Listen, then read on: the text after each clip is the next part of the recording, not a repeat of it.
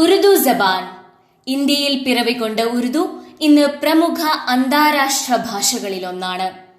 Indian ഭരണഘടന അംഗീകരിച്ച 22 ഔദ്യോഗിക ഭാഷകളിലൊന്ന്.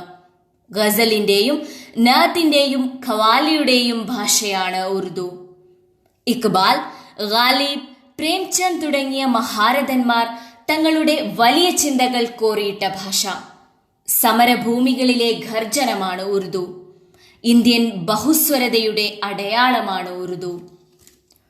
മധുര മനോഹരമായ ഉറുദു പഠിക്കുന്ന വിദ്യാർത്ഥികളെയും ഉറുദു പഠിക്കാൻ ആഗ്രഹിക്കുന്നവരെയും ഉറുദു ഭാഷയിൽ വേണ്ടത്ര പരിജ്ഞാനമില്ലാത്തവരെയും മത്സര പരീക്ഷകൾക്ക് തയ്യാറെടുക്കുന്നവരെയും ഭാഷ ധൈര്യത്തോടെ കൈകാര്യം ചെയ്യുവാൻ പ്രാപ്തമാക്കുന്നതിനായി ആവാസ് ഉറുദു കേരള സംഘടിപ്പിക്കുന്ന വ്യാകരണ പഠന കോഴ്സിലേക്ക് ഏവർക്കും സ്വാഗതം. ഇന്ന് ഉറുദു വ്യാകരണ പഠനത്തിൻ്റെ ആദ്യ ക്ലാസ്സാണ് നമ്മൾ ആരംഭിക്കുന്നത്. പഠിതാക്കൾ ഒരു നോട്ട്ബുക്ക് കയ്യിൽ കരുതുകയും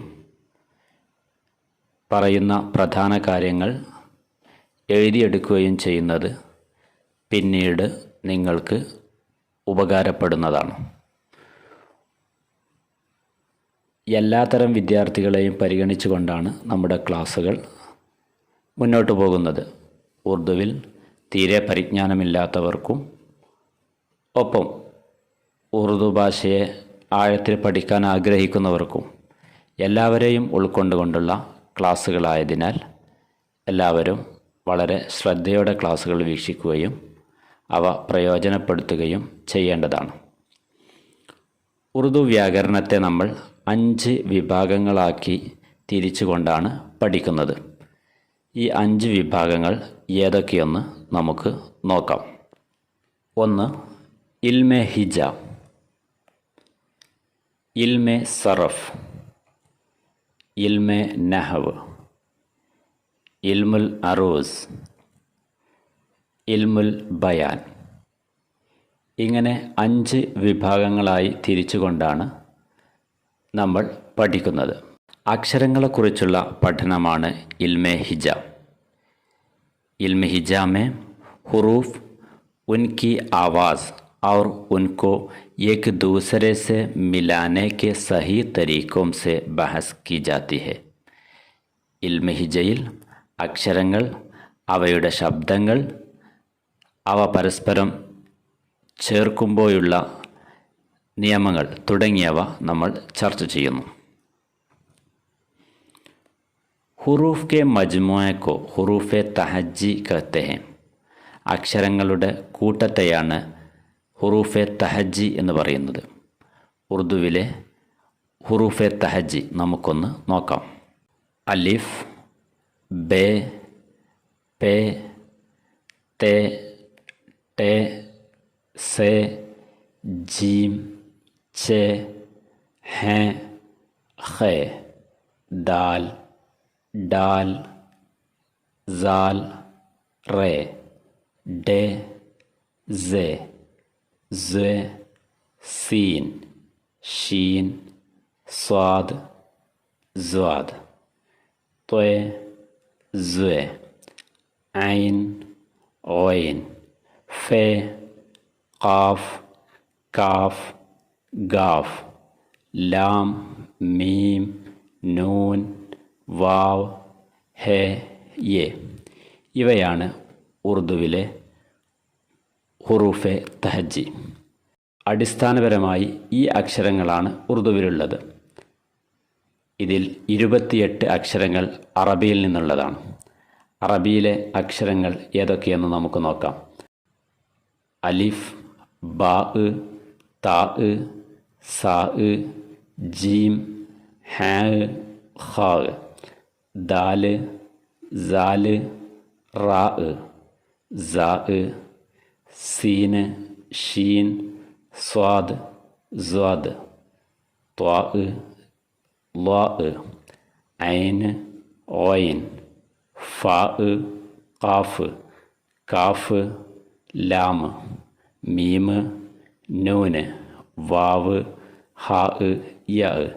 ഈ 28 അക്ഷരങ്ങളാണ് അറബിയിലെ അക്ഷരങ്ങൾ. പേർഷ്യൻ അക്ഷരമാല ഫാർസി ഹുറൂഫെ തഹജി. അവയിൽ അറബി അക്ഷരങ്ങൾക്ക് പുറമെ ഫാർസിയിൽ ഉപയോഗിക്കുന്നത് പേ, ചെ, സ്, ഗാഫ് എന്നീ അക്ഷരങ്ങളാണ്. ഇവ പെട്ടെന്ന് ഓർത്തു വെക്കുന്നതിന് വേണ്ടി പച്ച്, സഗ് എന്ന് നമുക്ക് ഓർത്തു വെക്കാം. പ എന്ന അക്ഷരത്തെ ബാ എ ഫാർസി എന്ന പേരിലും ചെ എന്ന അക്ഷരത്തെ ജീമെ ഫാർസി എന്നും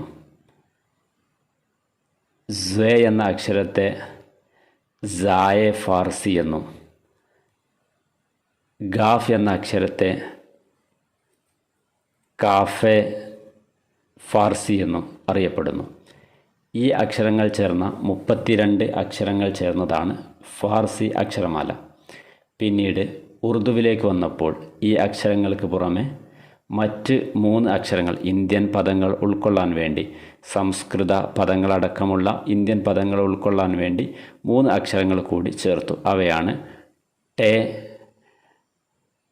ഡെ, ഡാല് എന്നീ അക്ഷരങ്ങൾ. ഈ അക്ഷരങ്ങളെ ആ അക്ഷരങ്ങളുടെ പേരിൽ തന്നെ പഠിക്കേണ്ടതാണ്. പലപ്പോഴും അക്ഷരങ്ങളുടെ പേര് ശരിയായ രീതിയിലല്ലാതെ ഉച്ചരിക്കുന്നതും പറയുന്നതും നമുക്ക് പിന്നീട് പ്രയാസമുണ്ടാക്കും. അതുകൊണ്ട് അക്ഷരങ്ങളെ അതിൻ്റെ പേരുകളിൽ തന്നെ മനസ്സിലാക്കാൻ ശ്രമിക്കുക. അറബി അക്ഷരങ്ങളെ നമ്മൾ ഉച്ചരിക്കുന്നത് അലിഫ്, അത് അറബിയിൽ ഉച്ചരിക്കുന്നത് പോലെ തന്നെയാണ് ഉച്ചരിക്കുന്നത്. അറബിയിലും അലിഫ് എന്ന് തന്നെയാണ് ഉച്ചരിക്കുന്നത്. രണ്ടാമത്തെ അക്ഷരം ശ്രദ്ധിക്കുക, ബാ. ഇങ്ങനെ അവസാനത്തിൽ അറബി അക്ഷരങ്ങൾ അറബിയിൽ ഉച്ചരിക്കുമ്പോൾ അവസാനം ഹംസ ഉപയോഗിക്കുന്ന അക്ഷരങ്ങൾ, ഉദാഹരണമായി ബാ, താ, സാ.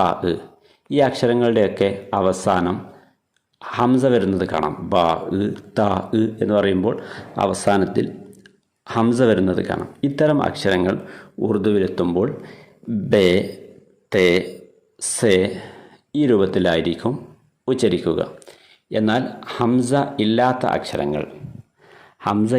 അക്ഷരങ്ങൾ എങ്ങനെയാണോ അറബിയിൽ ഉച്ചരിക്കുന്നത് അതുപോലെ തന്നെയാണ് ഉച്ചരിക്കുക. ഉദാഹരണമായി അലിഫ്, അലിഫിൻ്റെ കൂടെ ഹംസയില്ല. അലിഫ് അത് അറബിയിൽ ഉച്ചരിക്കുന്നത് പോലെ അലിഫ് എന്ന് തന്നെ നമ്മൾ ഉച്ചരിക്കുന്നു.